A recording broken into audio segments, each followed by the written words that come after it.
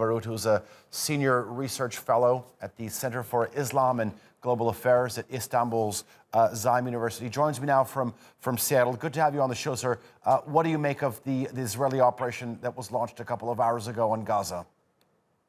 Right. So it seems that Netanyahu is trying to give the impression to his people and to the ruling class in Israel, especially the military, that he still has a handle on things, that he is able to control the outcomes, that this crisis is something that he has managed for a specific reason. I actually disagree with your previous speaker from Gaza. Of course, our sympathies and support and solidarity goes to him, his family, and all the people of Gaza. But I disagree that this is really kind of a premeditated Israeli attempt at keeping the resistance at bay and kind of controlling the tools that are available to the resistance. To the contrary, Netanyahu was managing a crisis somewhere entirely different. He was managing the crisis in Sheikh Jarrah neighborhood.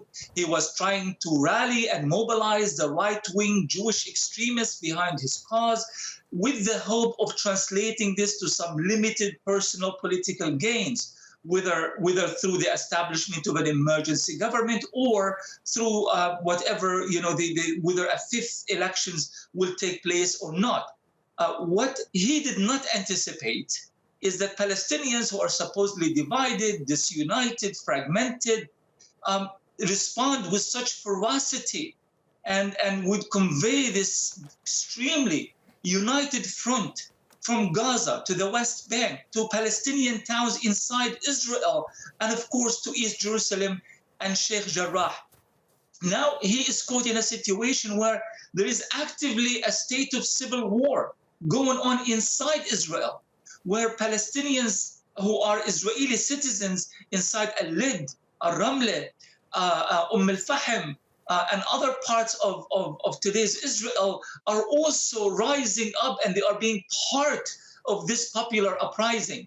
So now he is trying to keep the focus on Gaza for two reasons. Number one, to come and say, listen, we are here in a state of self-defense. We are responding to those terrorists who are terrorizing our neighborhoods and our towns and villages in Israel, basically trying to frame what is going on in Palestine right now the same way they managed to frame their wars in Gaza in 2014, 2008, 9, and 2012.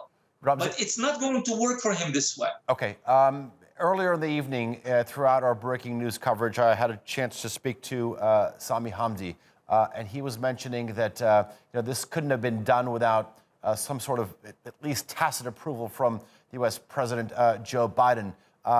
Your analysis on that? Yes, of course. I mean, there's the blank check American support is already there. I mean, it is signed and filled and just ready for Israel to make its demand, and Israel gets what Israel wants. But I think we have to also be slightly careful with this particular claim this time around. It was clear that in the first 24 hours, the Biden administration was trying to kind of send a message. They were trying to tread so very carefully. Yes, Israel has the right to defend itself, and yes, Palestinian terrorism needs to stop. But on the other hand, they were also trying to convey messages such as a reference to the two-state solution, reference to the fact that Jerusalem is supposedly disputed, as opposed to what the Trump administration has done when he recognized East Jerusalem as part and parcel of the eternal and divided capital of Israel, and so forth and so on.